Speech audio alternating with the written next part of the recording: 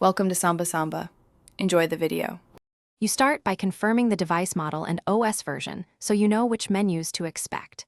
Once done, plug in headphones or your speaker to reproduce the issue immediately, and then open Settings and go to Sound or Accessibility. You should do this now, don't skip straight to Apps. This ensures system features are visible. As you follow, notice any labels like Media Volume or Absolute Volume so you can change the exact control that's lowering playback. You now disable adaptive volume features. Locate adaptive volume, absolute volume, or similar toggles and switch them off.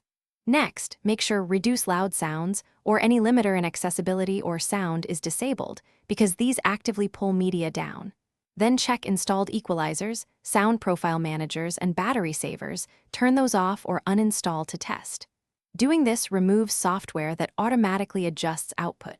After each change, play the same media. You finish by restarting the device to apply changes, then retest the same audio source to confirm the problem is fixed.